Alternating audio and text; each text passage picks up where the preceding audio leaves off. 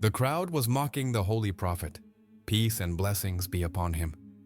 The Muslims were silent, remembering Allah in their hearts. They had their hands on the hilts of their swords. Then, no one knows what happened, what moved the Holy Prophet, peace and blessings be upon him, made. Ibn al-Athir says that the Prophet, peace and blessings be upon him, picked up Rukana and threw him to the ground. Rukana rose like a wounded lion and roared, attacking the Prophet, peace and blessings be upon him. The Prophet, peace and blessings be upon him, used the same move again and threw him down. When he got up, the Prophet, peace and blessings be upon him, threw him down for the third time. Having been thrown down 3 times with his heavy body, he was no longer able to continue the wrestling match. Rukana left the arena with his head bowed. Silence fell over the crowd, and the Muslims were shouting, waving, and throwing their naked swords and spears in the air. Uncle Rukana, the messenger of Allah, peace and blessings be upon him, called out, "Fulfill your promise and declare right here that from today you are a Muslim." Rukana flatly refused to accept Islam. This was not physical strength, Khalid said to himself as he lay in the oasis. It was not only impossible to throw Rukana down 3 times like that, no one could even defeat him. The image of the Holy Prophet, peace and blessings be upon him, became clearer in Khalid's mind. He knew him, peace and blessings be upon him. Well, but now he felt as if Muhammad, peace and blessings be upon him, was someone else, someone he had known since childhood. After that, the path he, peace and blessings be upon him, had taken was one in which Khalid did not recognize him. Peace and blessings be upon him. After the claim of prophethood, Khalid's communication with him, peace and blessings be upon him, had ceased. He wanted to fight him, peace and blessings be upon him, hand to hand, but he was not a wrestler like Rukana. He was a warrior who fought on the battlefield and led those who fought, but at that time, the Muslims were not capable of fighting as an army. When the Muslims became capable of fighting as an army and their first battle with the Quraysh took place, circumstances arose for Khalid such that he could not participate in that battle. He regretted this very much. This battle was Badr, in which 313 Mujahideen of Islam had defeated 1,000 Quraysh. Khalid gnashed his teeth. But on that day, as he lay in that oasis, it occurred to him how 313 had defeated 1,000. He had asked those who had come back defeated what quality the Muslims possessed that had made them victorious. Khalid sat up and began to draw the outlines of the battlefield of Badr on the sand with his finger, marking the positions of the Quraysh and the Muslims and the lines of their maneuvers during the battle. His father had made him an expert in the arts of war. In his childhood, he had taught him horsemanship. In his adolescence, he had made him capable of controlling unruly and stubborn horses. In his youth, he had become a knight. He was also an expert in chess. His father was his teacher. He had made Khalid not only a soldier, but also a commander. Khalid liked warfare so much that he began to ponder the methods of fighting and leading, and in his youth, he became capable of leading an army. He regretted not being able to participate in the Battle of Badr, and he kept thinking of ways to take revenge, but now the course of his thoughts had turned in another direction. For some time before his departure from Mecca, he had been lost in the thought that the Holy Prophet, peace and blessings be upon him, had thrown the wrestler Rukana down 3 times. In Badr he, peace and blessings be upon him, had defeated 1,000 with merely 313 Mujahideen. This was some other power, but after the Battle of Badr, the fire of revenge against the Muslims was smoldering in his heart. The Muslims had taken many men of the Quraysh as prisoners of war in the Battle of Badr.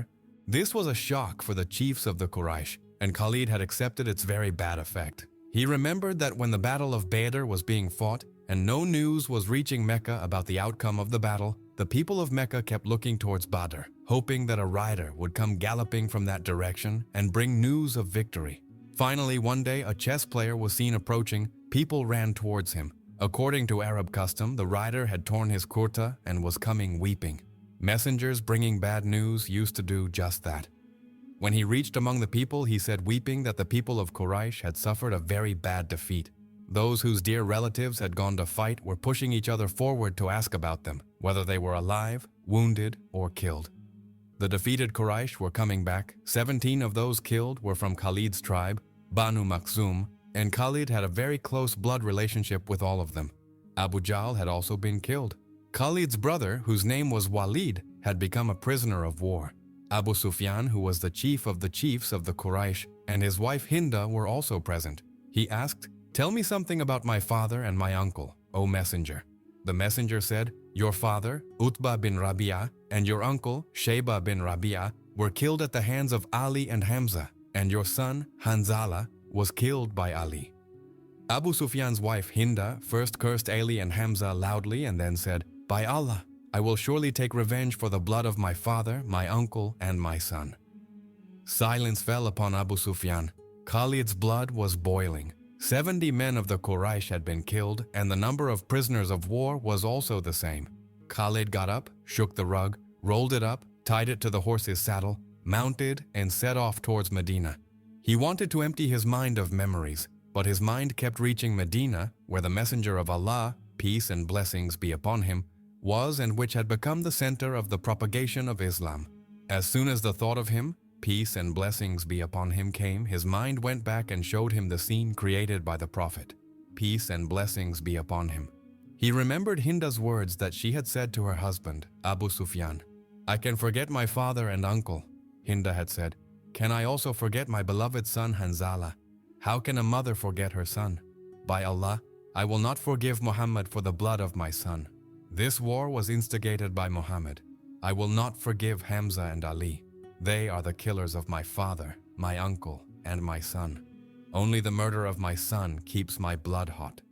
Abu Sufyan had said, "Taking revenge for the blood of my son has become my duty. I will do this first. I will prepare a formidable army against Muhammad, peace and blessings be upon him, and will not leave him capable of fighting in the future." The famous historian and chronicler Waqidi writes that the very next day, Abu Sufyan summoned all the chiefs. Most of them were those chiefs who, for one reason or another, had not participated in the Battle of Badr, and each of them had a dear one killed in that battle. All gathered with the intention of revenge. "Do I need to say more?" Abu Sufyan said. "My own young son has been killed. If I do not take revenge, I have no right to live." Everyone began to speak at once.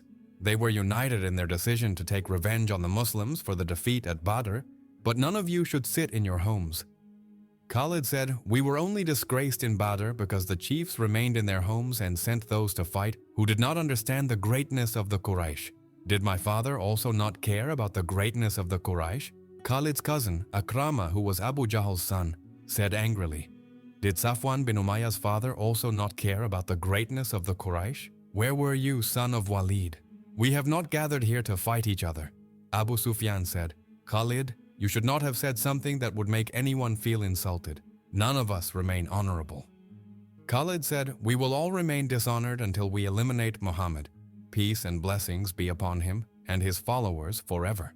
By the hooves of my horse, the heat of my blood has burned my eyes. Only the blood of Muslims can cool these eyes. I will say again that now the chiefs should be at the forefront, and I know where I will be on the battlefield.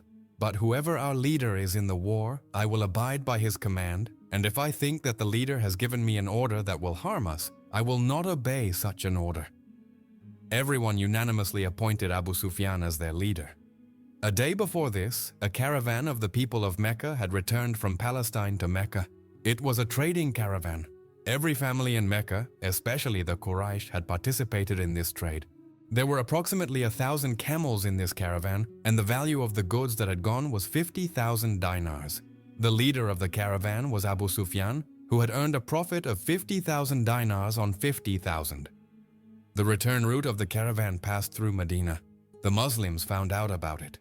They intended to capture the entire caravan and surrounded it at a certain place, but the terrain was such that Abu Sufyan, taking advantage of the ups and downs of the land, managed to get every man and every camel out of the encirclement.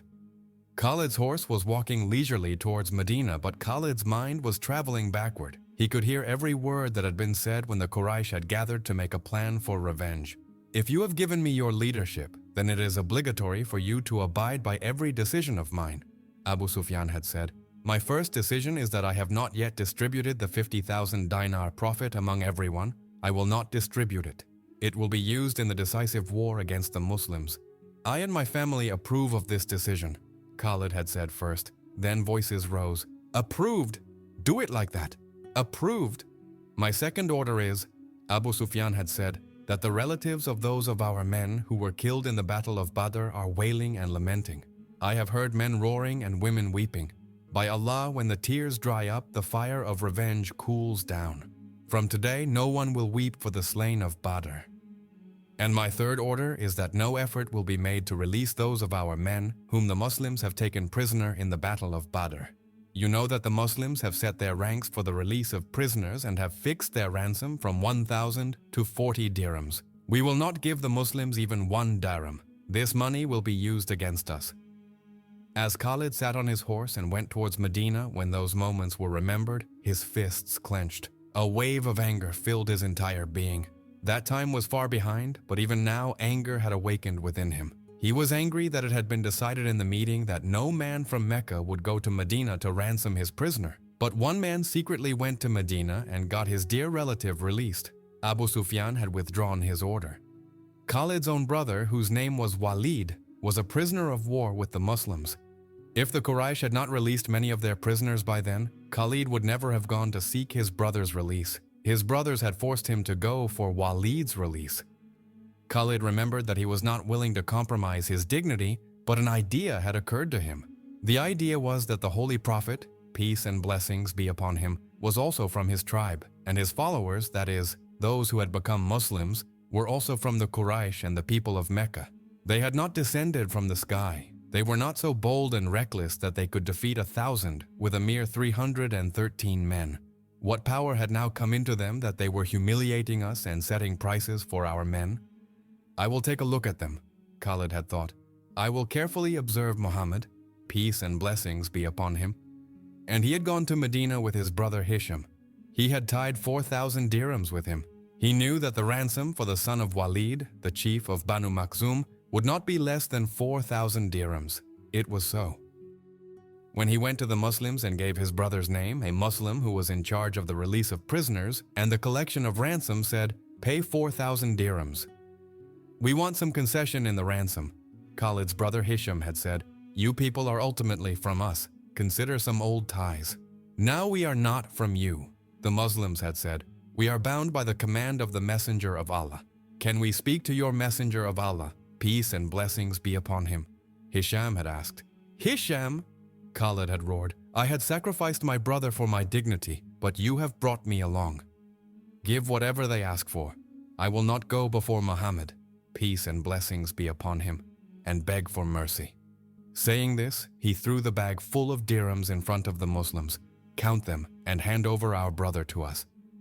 When the money was counted, Waleed was handed over to Khalid and Hisham. All 3 brothers immediately set off for Mecca. On the way, both brothers asked Waleed what had caused their defeat. They had expected that Waleed, who was a young man from a warrior family, would tell them about the virtues of the Muslims' war tactics and their own shortcomings according to the methods of warfare and combat intelligence. But Waleed's demeanor and the smile on his lips were as if some mysterious influence was upon him. "Waleed, tell us something," Khalid had asked him. "We have to take revenge for our defeat. All the chiefs of the Quraysh are joining the next war. We are also bringing along the tribes around us, and they have started gathering in Mecca." "Gather all of Arabia, Khalid," Waleed had said. "You will not be able to defeat the Muslims. I cannot tell whether there is some magic in Muhammad's, peace and blessings be upon him, hand, or whether his new faith is true, or what it is. But either you are a traitor, or his magic has affected you. That Jewish leader is right when he says that Muhammad, peace and blessings be upon him, has no new faith or new religion. Some magic has come into his hand. It was magic, otherwise the Quraysh were not the ones to be defeated in Badr," Khalid had said. Waleed was as if he was not even listening to their words. There was a smile on his lips, and he kept turning back to look towards Medina. Some distance from Medina, there used to be a place called Dhul Hulayfa. When the 3 brothers reached there, the night had become deep. They stayed there to spend the night. When they woke up in the morning, Waleed was gone. His horse was also not there. Khalid and Hisham, after much thought, came to the conclusion that Waleed had gone back to Medina. They had seen that there was some influence on him. This influence could only be that of the Muslims. Both brothers came to Mecca. A few days later, they received a verbal message from Waleed in Mecca that he had acknowledged Muhammad, peace and blessings be upon him, as the true messenger of God, and he had been so impressed by his peace and blessings be upon him personality, and words that he had embraced Islam. Historians write that Khalid bin Waleed remained dear to the Holy Prophet, peace and blessings be upon him, and he earned fame both in religion and in fighting against the disbelievers. Khalid was very angry at this time. Firstly, his brother was gone, and secondly, 4,000 dirhams were gone. Since bloody enmity had arisen between the Quraysh and the Muslims did not return this amount. The second reason for not returning the money was that Khalid had informed the Holy Prophet, peace and blessings be upon him, that the Quraysh were preparing for a decisive war against the Muslims, and immense amounts of dirhams and dinars had been collected for this purpose. Khalid was going towards Medina. He began to see a hump-like shape rising from the horizon. Khalid knew what it was. It was the hill of Uhud, which is 4 miles north of Medina. At this time, Khalid was walking on a very long and somewhat high ridge of sand. Uhud, Uhud. A whisper escaped Khalid's lips, and he began to hear his own challenge. I am Abu Sulaiman. Immediately after this, he began to hear the clamor and din of a bloody battle, the sound of hundreds of horses' hooves, and the clashing of swords. Khalid was eager to fight this battle, and he did fight this battle. Khalid's mind kept going backward. It was an incident just 4 years ago, in March 625 AD, in the month of Shawwal, 3 Hijri, that the army that the Quraysh had prepared to attack Medina had gathered in Mecca. Its total number was 3,000. 700 of them were wearing armor. There were about 200 horsemen, and supplies and war material were loaded on 3,000 camels. This army was ready to march. Khalid remembered it as if it were the day before how happy he had been to see this army. The time to extinguish the fire of revenge had come. The supreme commander of this army was Abu Sufyan, and Khalid was the commander of a part of this army. His sister was also going with this army. In addition, 14 women were ready to go with this army, including Abu Sufyan's wife Hinda, Umar bin al-As's wife, and Abu Jahl's son Akrama's wife. The rest were singers and musicians. There was pathos in everyone's voice, and their instruments were tambourines and drums. The task of these women in the war was to keep the soldiers' morale high by singing passionate and emotional songs, and to keep alive the memory of those who had been killed in the Battle of Badr. Khalid remembered a black Abyssinian from Africa, whose name was Washi bin Harb. He was a slave of Jubair bin Mut'im, a